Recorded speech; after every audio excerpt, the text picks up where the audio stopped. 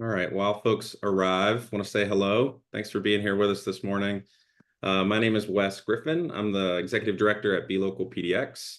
I use he, him pronouns. And if you're unfamiliar, we already said we see some familiar faces here, which I'm glad for. But if you're unfamiliar with BLD PNW, we exist to provide boundless opportunities for B Corps in our region.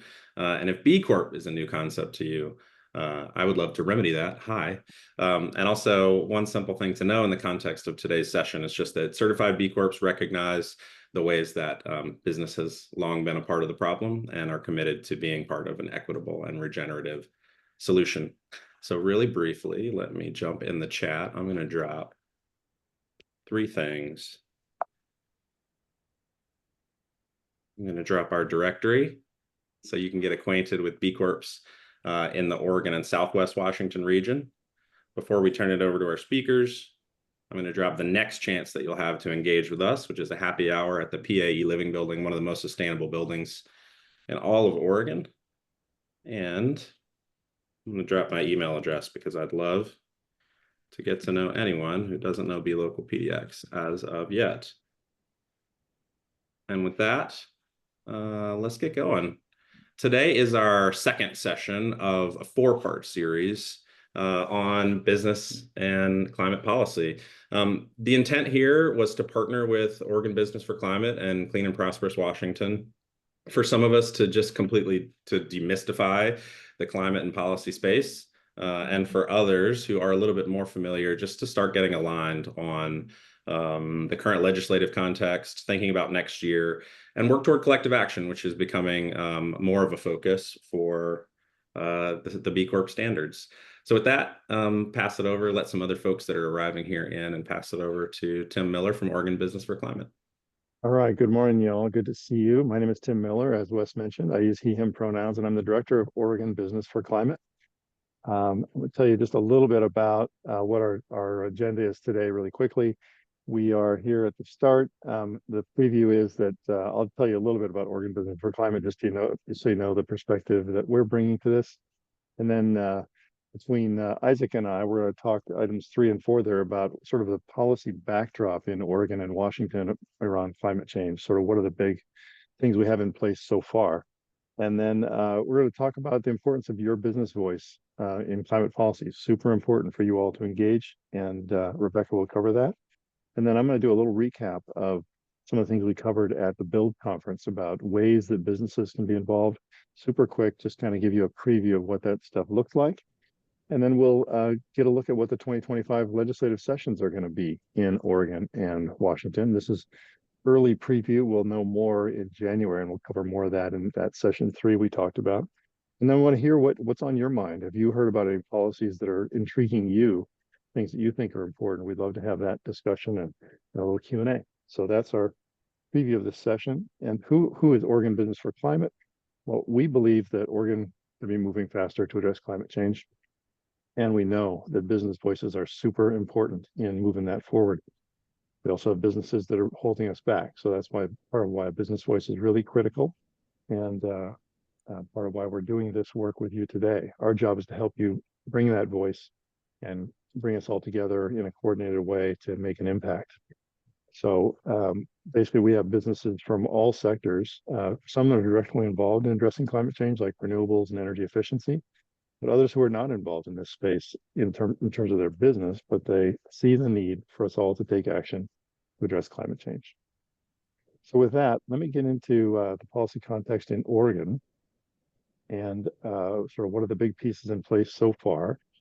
And feel free to raise your hand at any point in the meeting today. We're going to be moving really quickly. As you see, we rarely have meetings where we're actually tracking time down to the single digit. So we'll keep rolling here. This is Oregon's emissions from 1990 to 2020, and as you see, it's pretty flat, frankly. Not a whole lot of progress, despite lots of efforts to drive energy efficiency and reduce things. And I guess one could say we've managed to keep it flat, even as our economy has grown somewhat since 1990. But we've missed our goals in 2020 and 2021. This is data from the Oregon Department of Energy. This red line is the goal, and it shows exceeding our goals. So basically, if you look forward in time, this upward slope is what Oregon's emissions would be, our greenhouse gas emissions between 2019 and 2050 if we just kind of took our hands off the wheel and let things roll. Emissions would grow. The blue area is therefore the emissions reduction we need to get down toward our goals. Our 2050 goal, getting down here, down around 10% of our total emissions. These are state legislated goals as well as goals that our Governor Brown set out in 2020. So that big blue wedge there is what we need to figure out how to do. How do we reduce all those emissions? So we have two big pieces in place. We have one rule called the 100% clean rule, HB 2021. That's the one that says, hey, our grid should be clean. So our electricity needs to get cleaned up by 2040. That's a huge part of the wedge. The other piece is the climate protection plan. And that's this other big green wedge here. This one takes our natural gas and our liquid fuel providers and says, hey, you need to be on a declining curve of your emissions too. With these two big pieces, we cover a big chunk of our emissions reduction required. And the interesting piece is this is that same top part, but the CPP actually is supported by a bunch of little other pieces. So it says we need to drive down our natural gas and our fuel emissions, but we also have clean fuel standards for cars, and we have the Clean Fuels program. We advanced clean cars, advanced clean trucks. So all these other rules sort of help support the climate protection plan. So you may have heard of some of these other rules. They all build up together to drive these wedges of emissions reductions. So that's the quick background in Oregon. And let's hear from Isaac on what's some big progress that's been made in Washington. My pleasure. Good morning, everyone. My name is Isaac Kastama. I'm a lobbyist in Washington State. I represent a group called Clean and Prosperous Washington, which is a stakeholder coalition that was instrumental to passing a suite of climate laws in Washington and has been very active in implementing those laws and is now defending one of those laws at the ballot box. I'm going to cover all this pretty briefly, but feel free to ask questions. So first, what happened in Washington? Back in 2021, we had just a sort of catalytic session when it came to climate. After many years of debate, some failed ballot initiatives, progress happened very quickly and all at once. And it was pretty remarkable in its scope. Sort of laws passed by the legislature to tackle a variety of emission sources, from economy-wide carbon pricing legislation, sector-specific policies, hydrofluorocarbons, and it got quite a bit of national recognition. And since Washington has been in the spotlight for this, next slide, please, Tim. So really quick, it was just these are the four principal policies, and Tim outlined a lot of different things that Oregon's doing. We're doing a lot of those too, focusing on these big market-based policies that passed through the legislature. And the first, of course, is the Climate Commitment Act. That is our cap and invest program. Oregon has attempted to do this. They're working on an administrative rule. We did that too when our plans to establish a cap were thwarted through the legal system. We now have a durable version because the legislature enacted it. And one thing about Washington, just difference in terms of composition, we have a very strong Democratic legislature at this point. This election cycle is poised to get even stronger. But this all happened when the legislature was actually pretty close. And we had quite a few moderate Democrats that were the swing voters on this. So these bills actually passed through a very narrow margin, and it took a lot of compromise and negotiation to get there. I think now the situation's a little different, it's a little broader, but it is remarkable we got this through a relatively tight legislature. Clean Fuels program, it's a similar program to what you have in Oregon, so I won't get into that too much.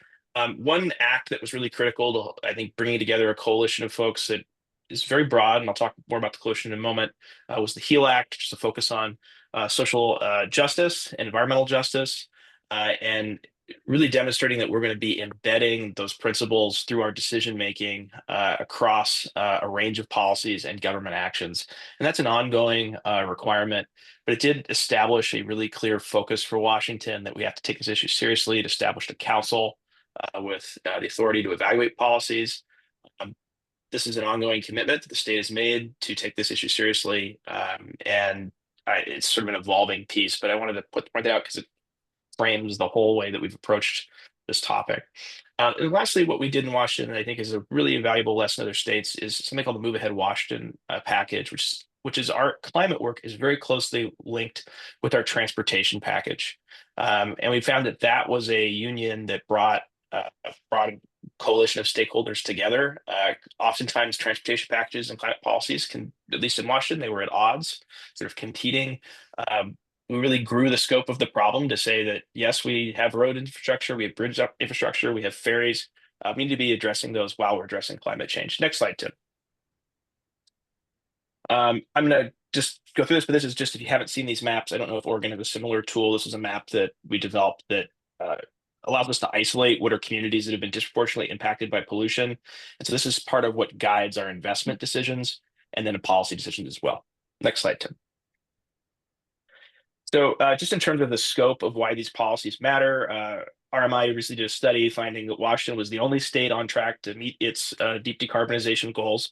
And that really was because of the Climate Commitment Act. That is a large sweeping program. And this is partly why Washington has received so much recognition. Next slide, Tim. To the coalition, this is really critical. And I could have included a slide that is the defensive coalition now at the ballot because it's even bigger. What I think was unique about this is you'll see oil companies like BP and Shell on there with their leading environmental organizations, on there with small businesses, on there with organizations supporting African-American communities and tribes. This was unusual in its scope. This has tended to be a pretty divisive place in our politics, and we did find a way to bring folks together around this and achieve, at least at the large stakeholder level, a lot of unity. And that influences the campaign dynamics, which I'll touch on in just a minute. Next slide, Tim. This is just a slide for recommended reading. These slides will be made available for you later. This was a great article that dived into the Washington story and can give you great insight into how we did what we did. Next slide.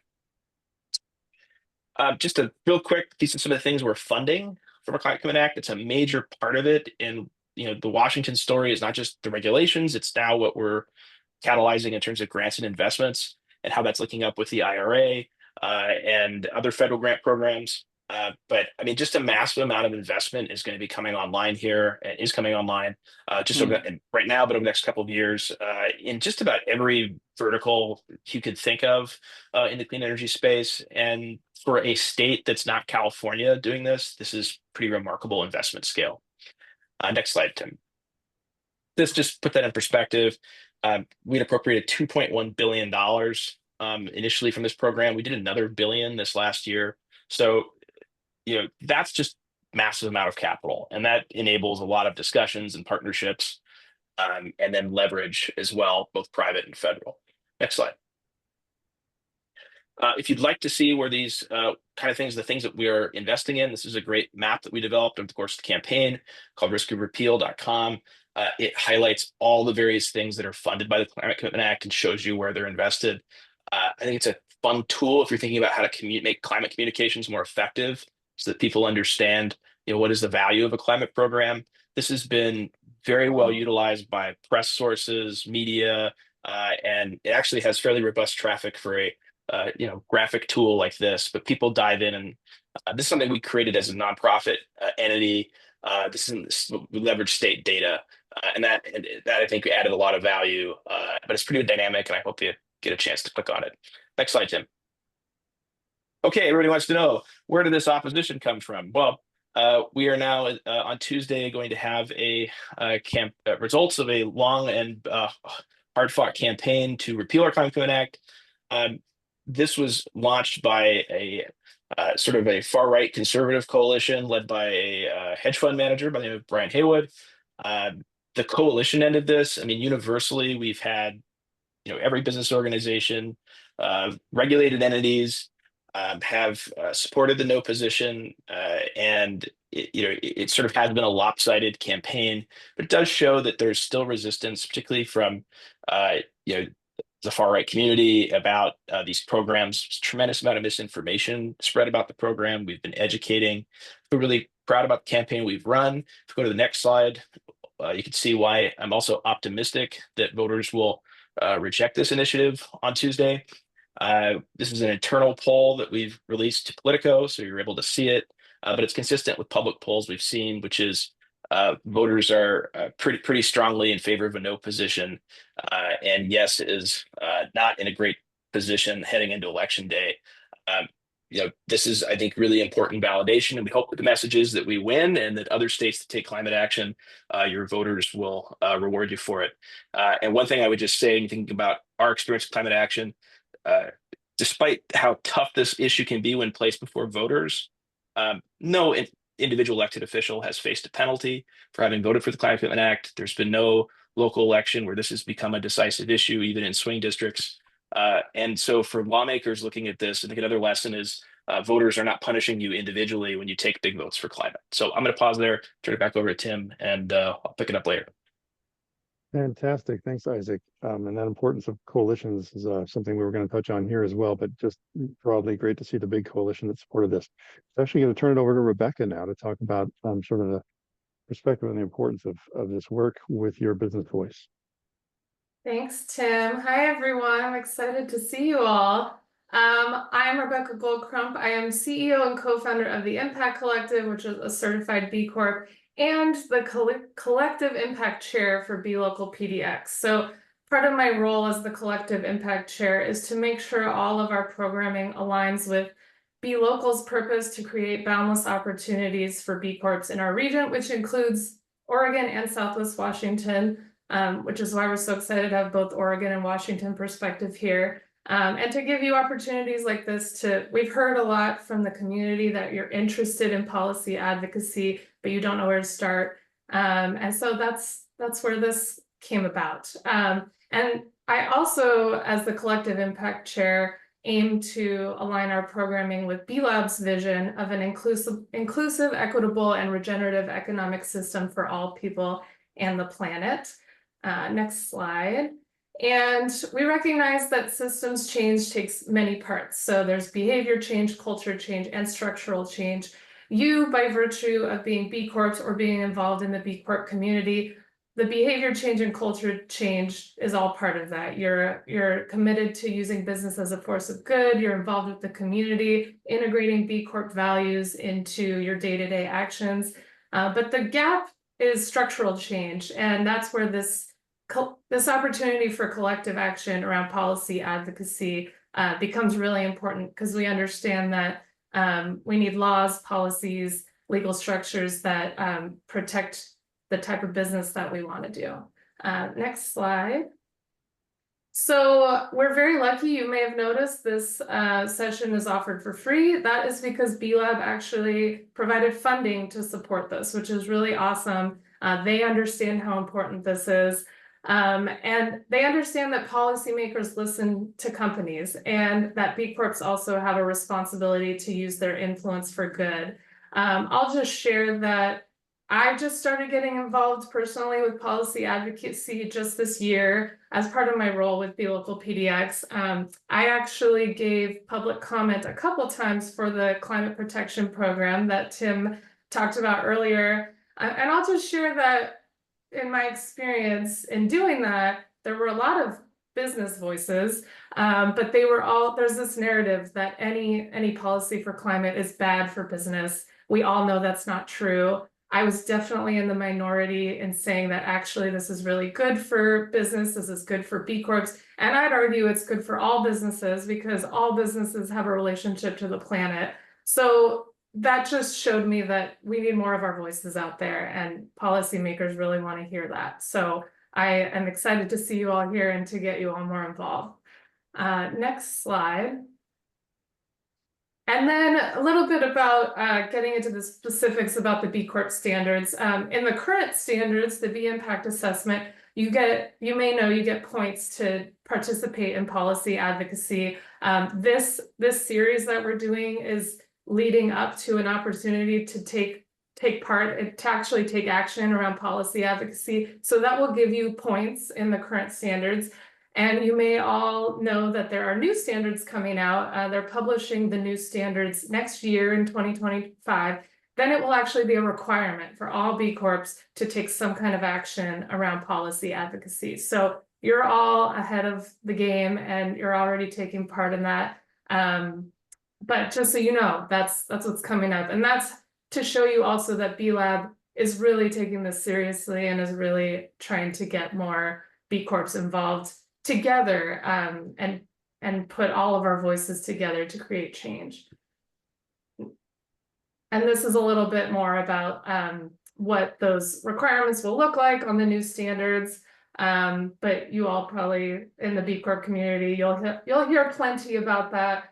But yeah, it's exciting change, difficult change, but you know that we know that it's really required. I think that was the last, yeah, and I'll hand it back to Tim. Thank you all. Thanks so much, Rebecca. And just one other point on the importance of collective action, which I love that you all are driving forward on that. Another reason for that is that the opposition is already collectively acting. They are well organized and active. They'll send letters like this to legislators that say, hey, we don't like all these climate bills that were trying to be passed in 2023. And when all those logos come together for pushing against a package of policies on climate change, legislators got a little rattled. They also have collective action at the courts. Our climate protection plan that I talked about was actually put on hold because of a lawsuit filed by the companies that came together to file that lawsuit, the natural gas companies and other fossil fuel allies. So there's a lot of power on the other side, and it's great that we have collective action coming together to advance climate progress. So how do we come together to do that? Let me talk just for a few minutes about that, but who of you all, if you could maybe digitally raise your hand, were at the BLD conference when we talked about this? Anybody, any of you, or is this new for a lot of folks? I see a couple of hands. Oh, a couple of hands were yes. Okay, you were here. Great. So I'll be quick on this recap. How does a bill become a law? You all remember, maybe some of you remember this from Schoolhouse Rock, but basically, there's an idea and somebody turns that into a policy and the bill gets introduced. It gets sent to a committee in the legislature during the legislative session. And the yellow parts are where we start to engage. So the committee will have public hearings, and that's where we can testify and weigh in and talk to legislators. They'll have some work sessions, other opportunities to weigh in. And then there'll also be a floor vote. So it might start on the House side, there would be a House vote, or start on the Senate side, there'll be a Senate floor vote. We can weigh in there too with a letter to the what's called a floor letter to help them advance the bill. And then once it gets out of that House, it goes back up and goes to the other side of the legislature. And then once the governor signs into law, there's also a whole lot more work to do. Once it's a law, we're not done. We have to implement the law. We have to meet with, like, if it's going to be a law run by the Department of Environmental Quality, we need to engage with DEQ on the rules that they put behind the law, or whatever agency it is. So really important steps there to engage. Other piece is that you all as businesses have a range of ways to get involved, from easy to more involved. The easiest way is to just support groups that are doing this work. It might be in your industry, or it might be a group like ours, or Clean and Prosperous Washington, or a climate group, or an environmental justice group, or being involved in B Local PDX now that B Local PDX and B Corps are getting more active in this space on policy. Second step would be, okay, I want to be a little more active. I want to sign on to a letter, or even more involved. I want to testify in a hearing, or getting a little more involved. I want to write an op-ed. I want to have that op-ed and work with some of us to help your op-ed get published in the paper or online, or even meet with legislators, and then also getting involved after a bill is passed. That's all different ways to get involved. And I'll show you a couple of examples of that. This is where you see here organizations coming together. So these are, a bunch of businesses or supporters or members have supported each of these organizations. And then the organizations come together to do a letter sometimes to the legislature. Also have cases where the businesses themselves, as I mentioned, sign on. So this is something that my colleague who's on here, Adam Nashban, and I do quite a bit, where we're reaching out to our business members saying, hey, there's a really important policy. Legislators need to hear from you. Will you agree to sign on to this letter that we're sending about this policy? And then we gather up those logos and we send that to the legislators, and they go, wow, there are a bunch of businesses that are supporting this work. Next step, a little more involved, would be, again, to testify. And this is super critical. So if you're bringing your business voice, you're a small business or a larger business, maybe you got a bunch of employees, or whatever your perspective is, you tell your story. That's super powerful for legislators to be able to picture a real person and a real business who cares about this policy. It helps them make it real. It helps them sort of gauge the interest level and who's excited about this and who's passionate about it. So testimony is super critical. Again, writing op-eds, this is an op-ed that I wrote, but any of you can write an op-ed, and it's often in coordination with some of the communications teams at some of the coalition partners. They have writers and other folks that can help with this. If you just raise your hand and say, I want to do an op-ed, chances are we can get somebody to draft it for you if you want, or you can draft it yourself. But then it gets, we work to get it published. And this is where you're saying, hey, from my perspective as a business leader, this policy is really important.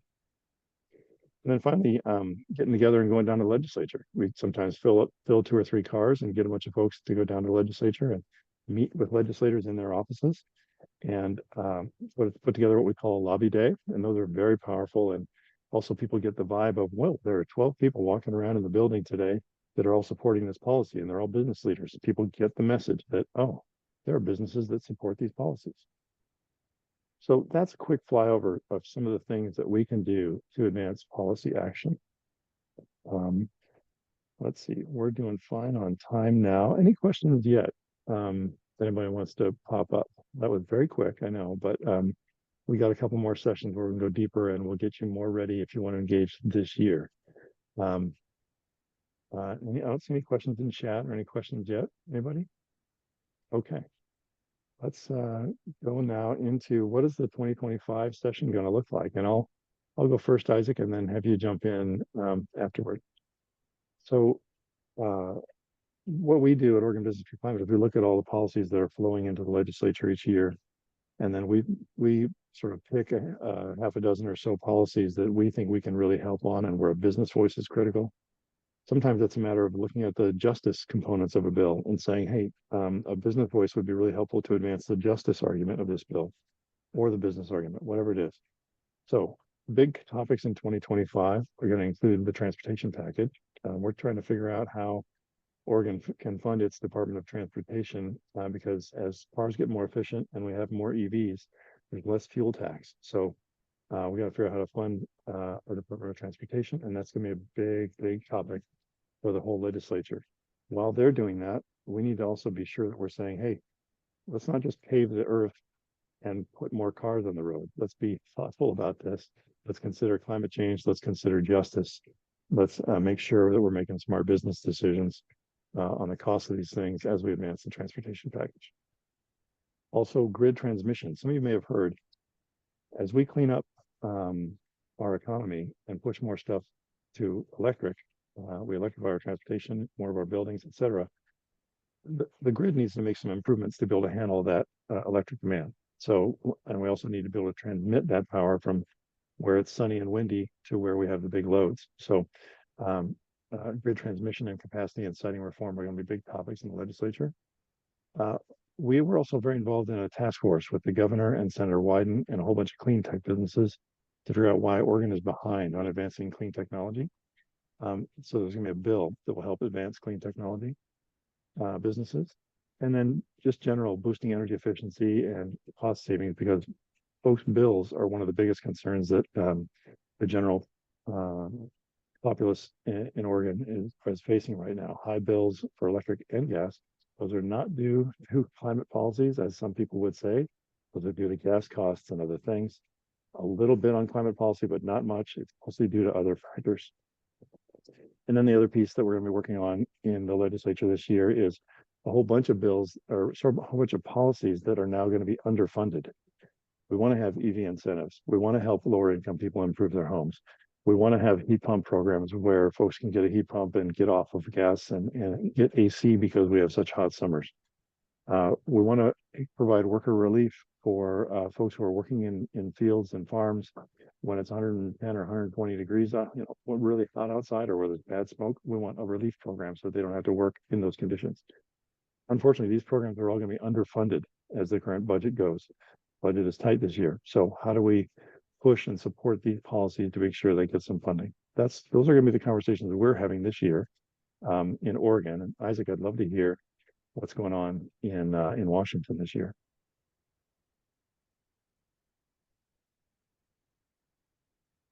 Oops, you're on mute, Isaac. No problem. We of course have the election, so I want to assume that we're successful in this conversation, because I think if Climate Connect were to be repealed, we'd have a very different session of trying to figure out what a replacement policy would look like. And there are ideas, but Given the shape of the campaign, we're very much focused on retaining the Climate Act and working within that going forward. I'll kind of back up what Tim was saying. I think the number one challenge that we're having in the climate space is around siting of environmental infrastructure and managing that complexity and that cost. Just coming out of the pandemic, there was already a pretty significant disruption in terms of supply, things like, wire and, steel, and I mean any raw material that you wanted to use. Essentially, prices were up significantly, and then also just the delays, and so that has caused a challenge. And then on top of that, we just have our normal environmental permitting rules, local opposition to projects, and then how do we navigate just very challenging subjects. There's a lot of diplomacy that is involved in this, particularly with respect to tribal treaty rights and cultural resources. That comes up quite a bit, in addition to the kind of NEPA, SEPA issues about environmental review.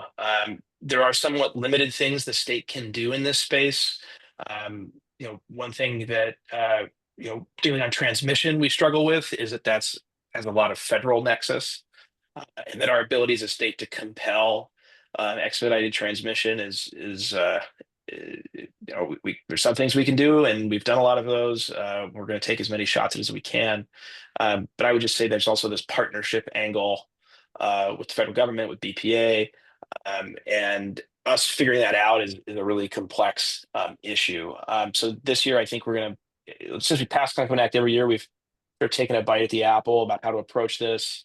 I think we're still not seeing or giving a response from both project developers and communities that they're satisfied with how these conversations are going. So, there's a lot of room for improvement, and I think that's going to be a major focus of our legislature. I highlight updates to the CCA. This is something that's really important, and I think we've done a good job of setting expectations with the broader environmental community. These are not one and done laws.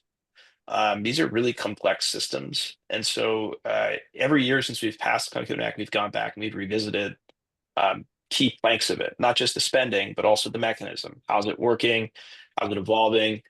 California does this too, but they do it through an administrative process because it's the way that their law worked is that CARB, the California Resources Board, is charged with managing the program. We have a lot more power vested in our legislature around the program details. And so, we're going to be revisiting topics like what is the allocation of free allowances? That's essentially the free credits that we provide in the system. Is that equitable? Is that delivering value? Our allowance prices have been significantly higher than California prior to this year. There's questions about how do we manage supply. CAP programs, marketplace programs have a lot of complexity, and we've had to really build our skills as organizations and advocates and businesses to engage in the language and the economy of these programs. And that's something that we've, I think, got better at every year. So that's just in terms of skill building and how do you sort of do big things. A lot of that is having great research, building a network of access to different people. This morning, I've putting out a press release with 30 national economists that are endorsing the no position, for example. And these are people that we could reach because we had set up relationships and we're consulting with them along the way. And we really do need that insight to get some of these things right. Use of CCA proceeds, roughly another additional $1 billion, and that's sort of what we expect on an annual basis from this program. And so figuring out the best way to use that. One of the things that's on the table is how do we provide financial assistance back to low-income and moderate-income individuals. A lot of the attention of the initiative has been on the pass-through costs of our program and what that means to gas prices. So we're having a conversation now about, okay, how do we really take consumer costs mitigation seriously? What are different tools that we can deploy to do that? Stepping outside of the climate space, which I think is also somewhat a relief when you reach a point like Washington where you've done this through the legislature. There's not a lot of new bills we need to pass in Washington to get this done. I think our real challenge in Washington is implementation and Also spending the resources well. That's really gonna be the driving focus of our environmental climate policy going forward. So now there's other topics that maybe haven't had the sunlight that are now taking a lot of attention. And so I would just highlight two, and these are not issues that we're involved in as Clean and Prosperous. We're very focused on the emissions issues, but there'll be a large discussion around bottle recycling. So I know a program that Oregon has, Washington's considering adopting that. Also extended producer responsibility. So that's, if you're making something that you're responsible for the long-term, recycling or disposition of that asset. So that's going to be a major discussion topic. So, that's all really dependent on us preserving the coalition. And I think we've done that pretty powerfully through this campaign. It's actually, I think, made us stronger. We're better connected. And so there's a lot of alignment there. So I'm pretty optimistic when we get past the election, we'll have a really good space to have some of these conversations that are necessary. Because the other thing that I would say, we have really good charts about, how we expect emissions to decline. This is really hard work. There's a lot of unknowns. The policies are reliant on private industry. They're reliant on consumers, all sort of, the right products coming to market at the right time, the adoption being smooth. There's a lot of hiccups and issues, and permitting is one we've identified, but there's more. And so we're very much trying to manage these strategic issues, be very honest about them, elevate them, but also bring rigor.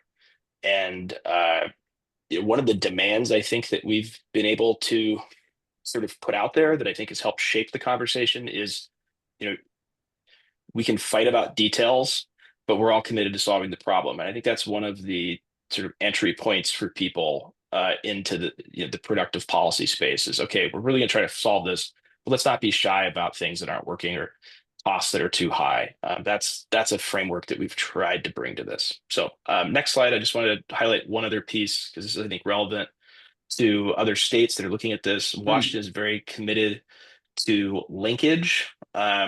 We've built this carbon market. It is not intended to be a standalone carbon market forever. We've had a really amazing dialogue and a lot of sharing with California and their regulators around.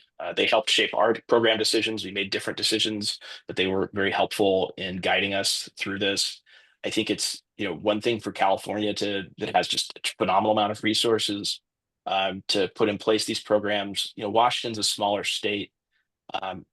We just didn't have those resources when we started.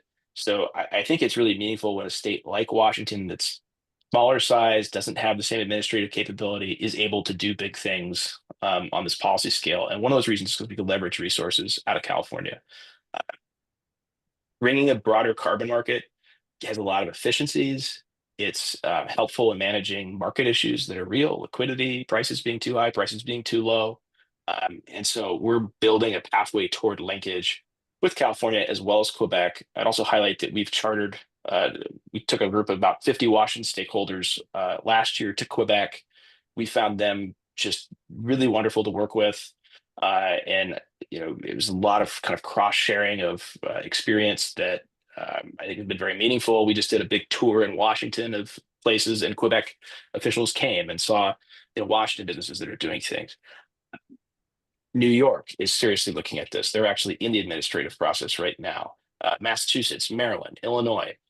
There's, I think, a strong potential for states to the degree that the federal government has not stepped up in this place. That's just not feasible to do this. And so I wanted to highlight linkage as an ongoing conversation. It's something hopefully we can reciprocate with Oregon and be a resource to share information and talk about how our markets can work together when we eventually all get there. So thank you. It's awesome, Isaac. Thank you so much. Yeah, huge. Washington is really an inspiration for a lot of us, including states that have good progress, but or in states that are way behind. So thank you for that. Let's talk a little bit about. I want to get to Annie's question, but then also get into what are some other policies that you all are curious about or interested in, and then we can just do a broader Q&A. But let me first, on Annie's question about the climate protection program, you asked sort of what's happening with it. basically the lawsuit ended the program in December of 23. That's when the court decided.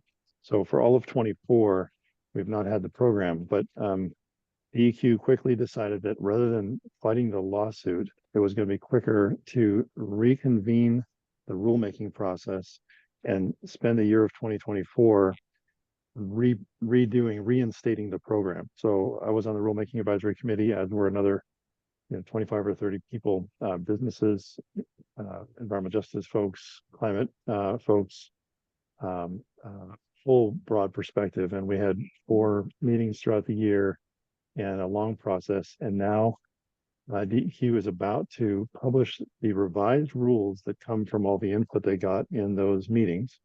They'll publish those revised rules probably in the next week or week and a half. And then toward the end of November 21 is the plan. The Environmental Quality Commission, who's their deciding body, will hopefully decide to approve those rules and reinstate the climate protection program. And then it'll be back in place for January 1, 2025. That's the hope. And there's a broad effort called the CZEJ coalition. It's a coalition for climate and economic justice that has been working really, really hard on this, and communications efforts and outreach to legislators, explaining what's going on to them, and outreach to the Environmental Quality Commission. So those campaign aspects that I talked about in some of the prior slides, those things are happening here, but this is not a law. This is a rule. As Isaac was saying, one of the things that he likes about Washington's situation is the legislature put in place the Climate Commitment Act. In Oregon's case, we couldn't get the legislature to pass cap and trade. People kind of left the building, as you may remember, a couple of years in a row. So instead, we put it in place via rule. It makes it a little less robust, and we need to keep supporting it. And sometimes policy work is about defending what you have in place, not about passing new stuff. So anyway, that's what's going on with the climate protection program in Oregon. Hopefully it'll be back in place in January. So are there any other, yeah, you bet. A great question. Any other laws or rules or other things y'all are tracking that we might know about and might be able to provide perspective on?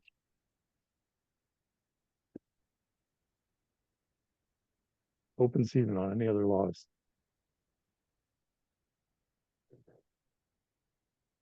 There's one other one that I might comment on that doesn't seem to be climate related, but it's Measure 118. This is a measure in Oregon, not legislative, not a rule. It's coming through a ballot initiative, which would say that a 3% tax on revenue to Oregon companies that have over $25 million of revenue. It's not a tax on profit, it's a tax on revenue. So for a company that might have a 6% net margin, now they got a 3% net margin because half of that revenue is gone. So pretty significant. And it would be pretty compelling for folks for whom that $1,600 check per person in the household would be really helpful, seem really helpful. $6,400 for a family of 4. But as the governors looked at it and leading folks on the progressive side have looked at it, they've recognized that this is going to have more impact on other programs that are helping people that have economic needs or housing needs or other stability needs. This will impact programs a lot because it doesn't fully pay for itself. It actually will trigger some people to be over some hurdles, and therefore they'll need state support instead of federal support and other tricky things that make it have between a $400 million and $1 billion impact on Oregon's budget. And that goes back to all those climate things that I said we need to be able to fund. If we have a $400 million or $1 billion impact on Oregon's budget, we're going to have a really, really hard time defending some of those really important climate policies that help particularly our most impacted communities. So that's why we're encouraging people to take a really hard look at Measure 118, coming from a place of concern, frankly, from our perspective. So that's one that we didn't touch on. Any others that folks are tracking or interested in?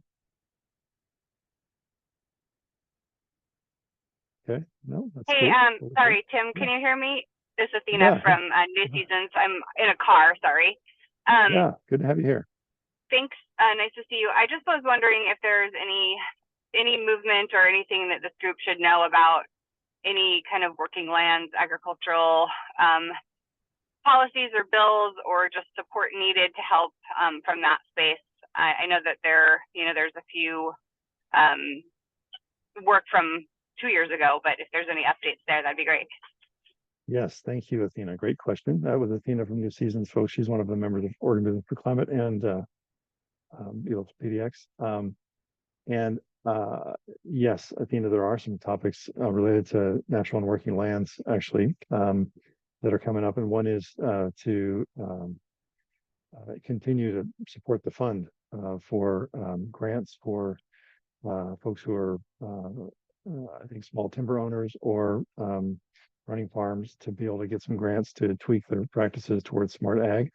The Oregon Climate Action Commission has now set goals for sequestration and what we call natural solutions to address climate change. And so we need funding for continuing that work. That's one piece, Athena. And then there are, I think, several other policies that the Oregon Organics Coalition is tracking. Those often have climate implications as well. Any others, Athena, that you're thinking about? No, I think those are the two that I know of. So I was wondering if there was anything kind of beyond that. So thank you. I just wanted to make sure I was paying attention and on top of it. Yeah, absolutely. No, and we'll continue to look into those. And when we have our next session in January, we'll go into more of the specific laws that are coming up in session. So please tune in for that too. Okay. Any other questions around bills anybody has? Or yeah, Adam, go ahead. Not a question so much, but also just so folks know, we do a business legislative briefing before session starts. And if you want to be involved in that, we can make sure that you can get an invite and hear from legislators, directly on what's upcoming. Fantastic. Yep. Looks like there was a question for Isaac about 2066. You touched on it. We want to cover it. And I just dropped it in the response in the chat, but 2066 was another ballot initiative. It's climate related. It repealed a bill that was adopted earlier this year that was characterized as a gas ban. It's not a fair characterization, but I think it was very good marketing by the initiative proponents. It's the only initiative that does appear as popular support in our polling. We'll see how that turns out on Tuesday. The immediate ramifications are not too great. It's more like delaying than removing I think sort of a broader transition, but it would restrict the ability of our building code council to put in place stronger building codes that would limit the use of gas in new construction or also replacement in old buildings. So I think generally it's weakening the pace or slowing the pace to electrification on those sources. Does not impact Climate Act, which still will exist. So we'll still have a market-based pricing mechanism, but it would prevent other types of approaches that are more command control in the gas space. Yeah, real concern on that one. Great. Rebecca, let's get to your question after we take Brian's. Brian, I understand you have an awesome costume coming up for this evening, so good to hear about that. That is true. I wasn't ready to flaunt it for this call. Sorry, but thank you. I'm Brian Goldcrump with McKinstry. We're in the built environment building industry, so we focus on new construction and existing buildings. I know there's been an amazing policy for existing buildings in Oregon, similar to Washington's building performance standard. On the new construction side, I heard some rumblings about this a couple years ago about allowing cities to have their own energy code that exceeds the statewide energy codes. I know currently in Oregon you cannot do that. So unlike Washington, where Seattle is allowed to have their own energy code and has a very strong energy code, Portland is not allowed to have its own energy code due to this requirement that they can't have a an energy code that exceeds the state. So is there any movement on allowing on a policy that, or a law or a rule or whatever that would allow cities like Portland to have their own energy code in the future? That's a great question, Brian. We actually worked on a bill that would have allowed that 2 years ago, and it got a lot of pushback. Frankly, I think some of the information around that space was not accurate. It made folks felt like it was going to mean that it was going to be a Wild West where you'd have a different rule for all of 30 different, whatever, 10, 15, 20, 30, however many cities wanted to do something stronger. The idea was actually that there would be a stronger rule that essentially all the cities would have the same stronger rule. They would agree and kind of move toward what's called a reach code. That would just be sort of ahead of the curve of what the standard code is for new buildings. But that information held and from the voices that wanted to hold back that progress. So the bill failed.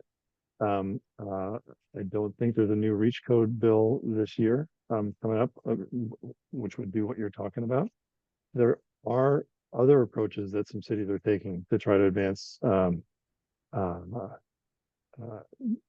different consideration for use of natural gas or expansion of gas or other things. Nobody's going to have a gas ban, but there might be a reduction of gas in new buildings.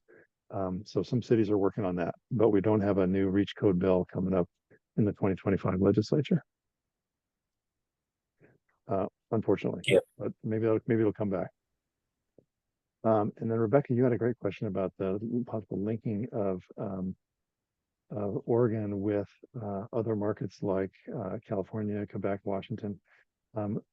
And our program is done by a whole different mechanism through this climate protection program. So it's not linkable. We don't allow offsets in our program. Offsets which are like some of the offsets are costing $20 or $30, where you can say, hey, if I keep this group of trees standing longer, they're holding on to carbon, they're sequestering carbon, therefore I can emit more. We're not allowing that in our program right now, and some other offsets like that. So because of that, our program is not linkable with other states. We also have the issue of our DEQ, because it's not a law. We don't have the authority for DEQ to collect money and then have a program like a cap and invest, where the money is collected by the state and then invested by the state. So it's instead a contribution from the companies who are emitting too much.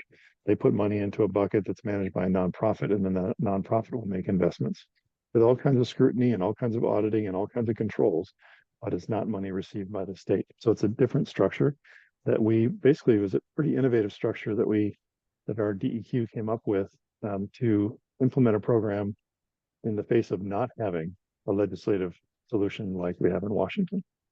So, but partly because of that, we don't have a linkable program. I'm going to add, Tim, just prior to us doing the Climate Act, we did a very similar thing, attempted to. And so it's just, it's a tough route. I think it kind of is important to getting the momentum going. My encouragement would be, after getting it going, do try to transition to a more flexible program that has some of these features.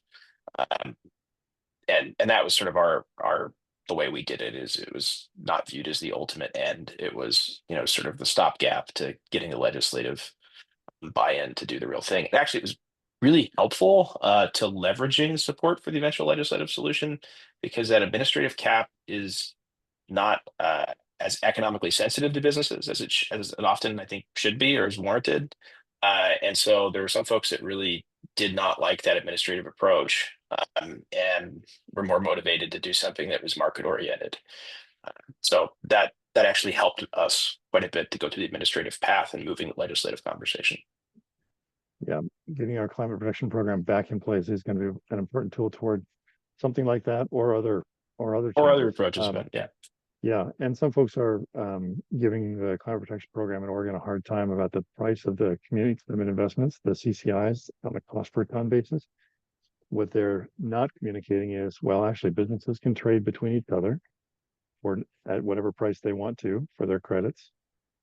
They can bank credits they can from prior years when they overachieved, and they can smooth their credits over 2 years. So there's a lot of flexibility in the program, even without buying those community climate investments. So that's where I push back on folks who say our price is so high. It's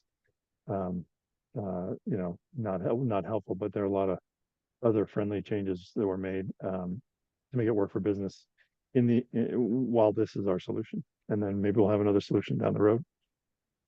Yeah, great question. Other questions folks have? Maybe on questions on Tim, I'll just process. jump on something, just the Brian's earlier question. I just want to point out. So one of the challenges 2066 is that it does seek to repeal the local authority for Seattle to implement its own building codes, which is an issue with the measure. I won't get deep into this, but it's one of the reasons we think it may not pass constitutional muster. So should this pass, I think there's also a serious legal question about whether the initiative itself is drafted goes too far. So we'll see. So going forward, this is the second in our series of 4 meetings. Next session, session 3, is where we're going to sort of get into the real policies. We'll have a little bit longer list and more specific about the policies, and then give you a chance to say, "Ooh, that one's really interesting to me. I have a stake in that policy. Let me maybe consider weighing in on that one." And we'll talk about some of the opposition is, or who we expect to be the opposition. And then that'll prepare us for session 4, where we can really start to say, "Hey, there's going to be a hearing in March. Do you want to sign up for that one? Or we're all going to get in the car and go down there and talk about these 3 bills," or whatever it is. Would love to continue to have your participation and support and interest in taking action, bringing your super important business voice to the policy conversation. So the session 3 will be on January 16th at 9 in the morning. We're sticking with this Thursday 9 a.m. slot, but a ways out there, mid-January. Wes, Rebecca, Isaac, anything else y'all want to say as we wrap up? Say thanks for having me, and if we can ever be of help in Washington State and share some of our experience and knowledge, we're happy to do so. Grateful for everybody who came out, and for Rebecca, Isaac, and Tim. Thanks so much. Yeah, thank you. And it really brings me joy to see both Washington and Oregon here. I think we have so much to learn from each other and can support each other. And yeah, and thank you all for being here. Really great to see everybody. Thanks for making time in the morning. And yeah, happy Halloween. Have a good one. Thank you. Halloween. Thank you so much. Thanks all. Thank you.